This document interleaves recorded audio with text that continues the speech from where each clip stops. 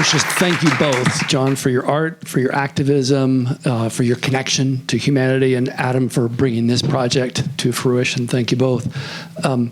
It occurred to me during the film, and I'm saying this about Jon, but I suspect it may be true of Adam as well, that you're constantly striking this balance. You had the moment where you were filling the gas tank, and I'm thinking that there's a metaphor there that you're filled with the humanity of these connections that you're forming, and you're sustained by those, but it's also clearly incredibly weighty on you as an activist. And I know you've also done work in Ukraine and elsewhere. How do you sustain that balance over time to keep going with this important work? Well, it's a good question, and I want to. I prepared a statement. I'm going to read this before I forget, and I can get rather long-winded at times, so I prepared a statement intentionally so I wouldn't wander away. And firstly, I'd like to extend a heartfelt thanks to President Thacker, the faculty, the students, the alumni, the parents of Pitzer College for spending your Saturday with us to watch I Have a Name. The very spirit of Pitzer, a community of thinkers dedicated to social responsibility and to examining how individual and collective action can make the world more just. My hope is that this piece of filmmaking challenges your willingness to confront the realities of the unhoused crisis and provides a call to action here on campus. After doing a little homework on Pitzer, I have no doubt that a school ranked #1 by the Princeton Reviews for making an impact, that our time together was well spent. Lastly, I'm deeply grateful for longtime friends Cindy and Adam Bronfman and Douglas and the Ethereum team for making this special screening possible. So I wanted to make that announcement before I answered any questions. So President, to your point, during this for me, this was a 15-year journey, so a long while. Today, I am no longer, boots on the ground, working day to day with this project. The project lives on through the Bronfman family and an organization that has that I've passed the baton to. It lives on with this film, and for those things, I'm very grateful. During the course of those 15 years, there were many times that, and you can see. I mentioned Adam quietly before the film started. I had said something in his ear, and I said, "This never gets easy to watch," and it doesn't. This is 5 years removed from making the film, and I think it was harder for me the second time than the first, even. Yeah, it still brings me to tears. And I had always thought that for me personally, that when the project didn't bring me to that kind of emotional space, that it was probably time for me to step away. After I got back from Ukraine, that was the breaking point for me, and I did step away. But, as I mentioned, the project does live on. There are 2 buses in Phoenix now that are on the street every day, not twice a week, while it was under, my watch, with Adam's support and Cindy's support. There's now I understand, a shower. That's a mobile shower that's in place, also a food pantry, and for these things I'm very grateful. So the interesting part for me is that, and I've said it, certainly Adam has heard this many times. Cindy's probably tired of hearing it. Douglas, I don't know if he made it from L.A. Or into LA from back east. With these flight delays, it's been not so pleasant traveling these last few days. But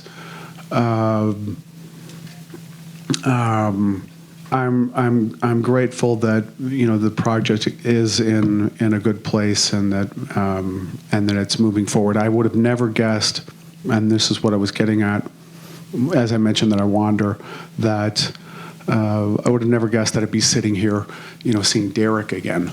I met Derek in San Francisco when we took the bus there 5 years ago, which seems, like yesterday in some ways. And that stop in Oakland was responsive to your feedback. I had asked him while I was in San Francisco, where should I go? And he said Oakland, and I knew Oakland was, was going to be a tough place to stop, and it was tough. We saw that with Deshaun in the film. But it's been an interesting journey all the while with this project, and I had never guessed in a million years that a singular stop to take a photograph. I mean, I knew that I was going to have one exhibition. That was clear. This was a response, as the film outlined. It was my effort to pay honor to a friend who had passed away on the streets. And by the way we measure success, he had every success in Scottsdale, all the trappings of success. But addiction has no bias to socioeconomic status. And so this was a way to pay honor to a friend. And I would have never, my dreams really I didn't get this far with my dreams with this project, that I'd be sitting here, that the project would have 2 buses, that it would, be serving people daily, that there would be a film that was made about this. And for that, I'm real grateful. And for me as well, I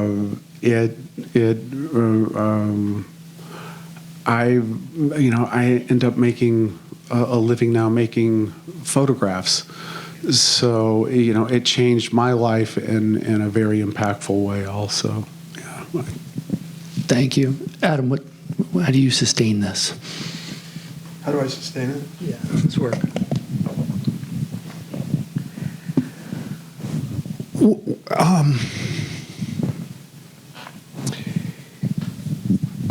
I think that the key, right, is the idea that that a life of value is a life of service.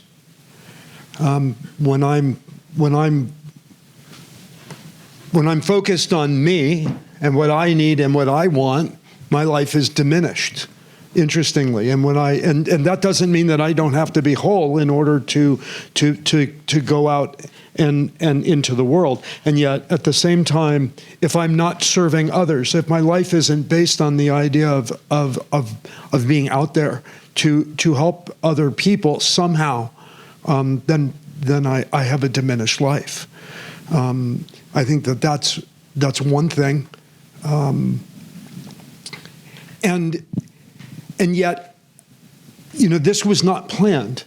One night I opened up my Facebook page, which I very rarely go on Facebook, and less now. I think it's actually I find social media to be a problem, not a benefit. And I saw Jon's Facebook page, and he was doing a fundraiser for his bus. And I said, well, this looks really interesting. And we ended up spending, as often we do when we talk, about an hour and a half on the phone together. And he was taking me through the history of the project and what had happened and why he did what he did.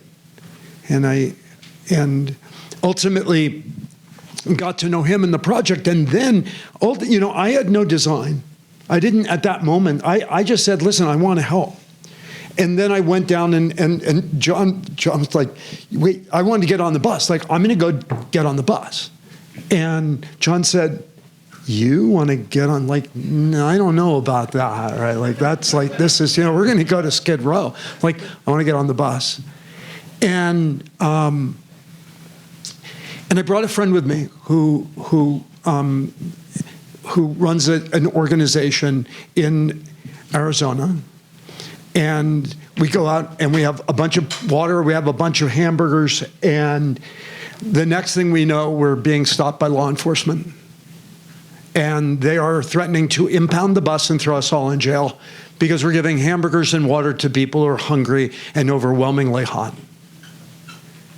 And so Jon gets off the bus and he goes to engage with the law enforcement, the cops who are threatening us. And the two people that I brought with us are somewhat frozen in fear because one's a DACA recipient. And if he gets arrested for any reason whatsoever, he's out of the country, and he's been in the United States since he was a little boy, like a little boy. And I sort of step over the boxes and I go sit on the back of the bus and I start handing out burgers because that's what we were there to do. Like at some point you do what is in front of you. Right? That's why we're here. And ultimately I wanted to share Jon's vision with everybody. And people said, well, what do you want to do with this project? I said, I don't know. I need to make the project. And interestingly, Jon talked something about compassion fatigue. Our problems in society are so vast in so many different ways that we're going to try and identify all of them and solve all the problems. It's just too much for one person to lead all of those things, but I can do something, right? Like there's a saying, yours is not to finish the work, but neither are you to step away from it. You got to do something. And interesting, one of the people I brought on the bus that day who said, I really don't believe in one-on-one work.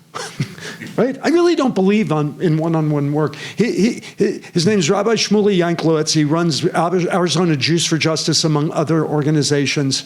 And he's the one who Jon donated the buses to.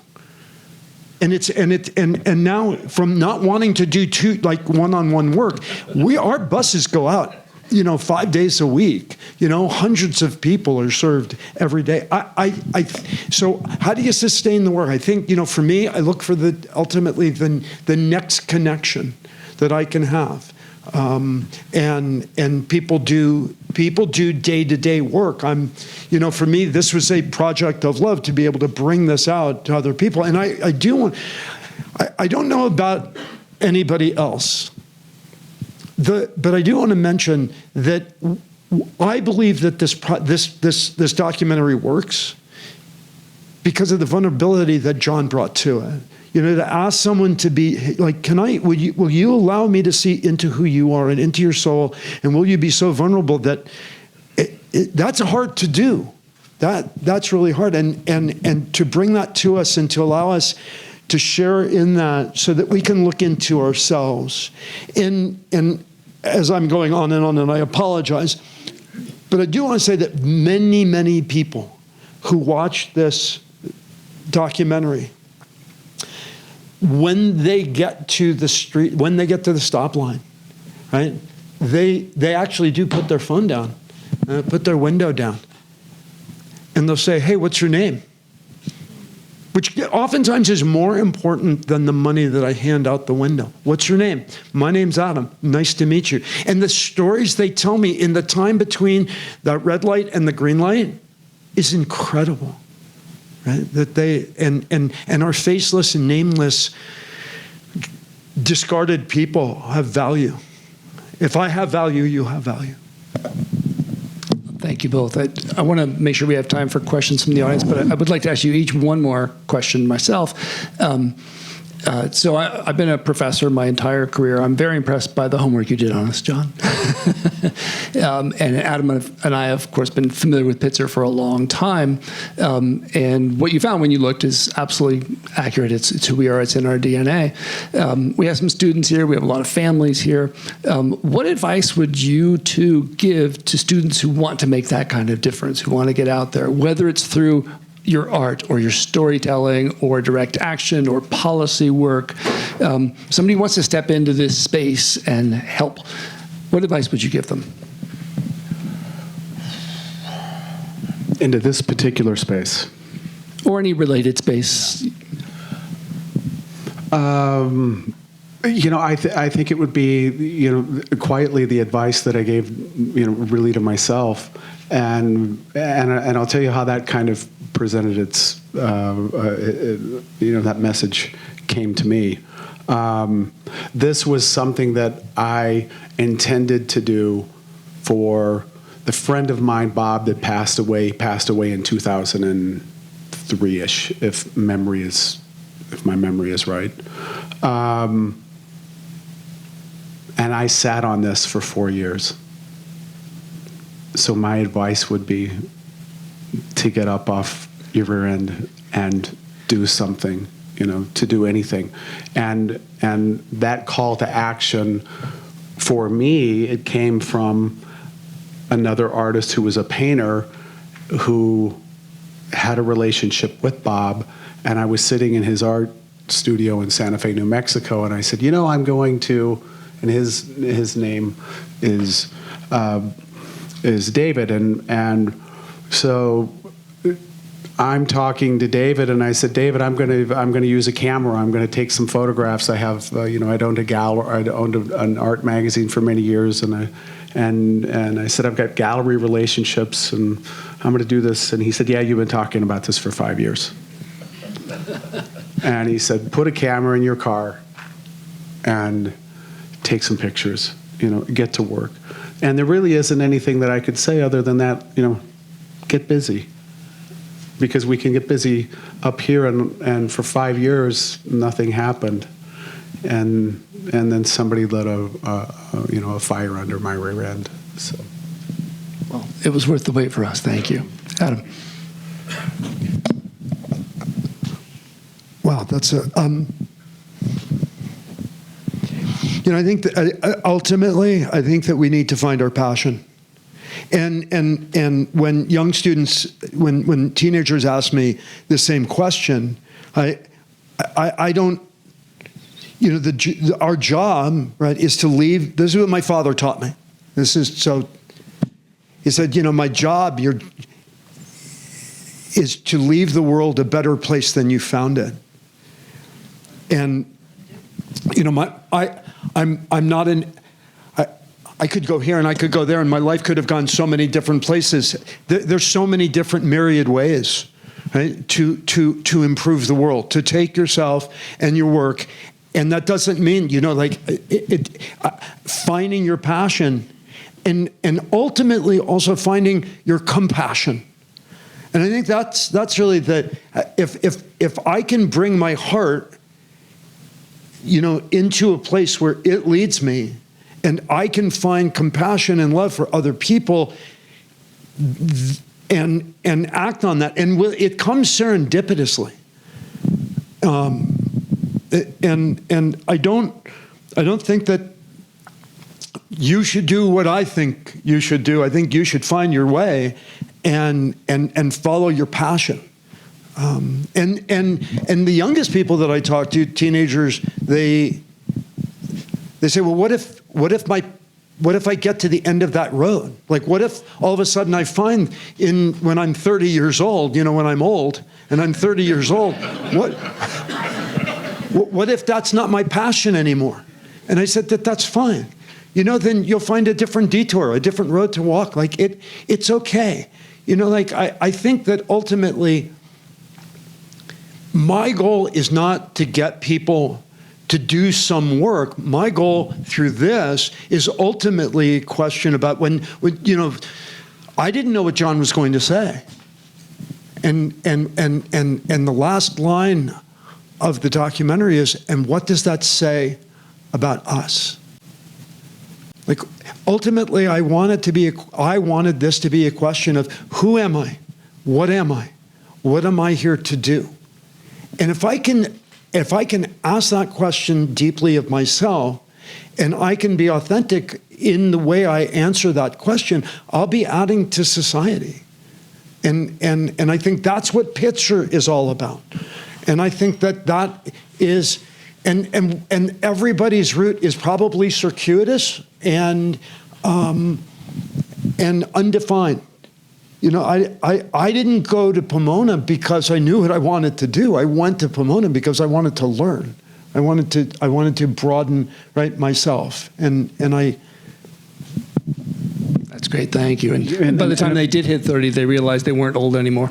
And that's the truth. if I could add something else as well, I mean, increasingly, I think, and especially in today's kind of, right now, presently, it's real easy to lean into cynicism. It's increasingly very easy to. It's hard not to sometimes. Yeah. Yeah, and I've made, especially given the current political climate, and I will never apologize for my political leanings. I mean, the man that's shepherding the bus now, this bus was not just used for this action. During the years that it was under my purview, we used the bus. If there was a call for action to demonstrate for higher wages for educators, the bus showed up at protests. If there was a call for protests to be made about sensible gun legislation, I was there with this bus, with 15,000 people at times in Phoenix. And you can go down and just start checking the boxes. I think we all understand the things that we need to fight for and to stand up for and against. And so and just recently I found myself swimming in cynicism and caught myself. And I thought, no, stop that. Let's lean into hope. And I know that's an overplayed, stale cliche. But I would rather lean in that direction than to swim in that poisonous pool of cynicism. And with Derek, who's here, I have to share this with you because it's something that's not been lost on me since you and we've had one chance to meet through Adam, who said you have to meet Derek Mitchell, right? And so I stopped, and we both grew up in Chicago, in the Chicago area, and he grew up in an area. Is this okay to share? Sure. So he grew up in an area that was a rougher area of Chicago than I grew up in. And he knew when I said I went to Stevenson High School, you knew a little bit about Stevenson High School, and had mentioned that it was, and it's become a better learning institution than when I was there and graduated in '82. And he had said something to me about, when you went to school, did your teachers have to bring art supplies or chalk? And I said, no. And he said, well, they do in some of the schools in the inner city of Chicago. And we got into this long dialogue about a pipeline to the prison system that I'd never heard of, never thought of.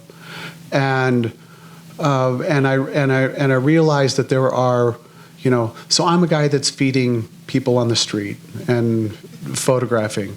And then here's this man that's doing, this wonderful work and trying to change one school at a time. And there's a lot to begrudge. There's a lot to bemoan. There's a lot to complain about. And there's a lot of great people doing some really lovely things.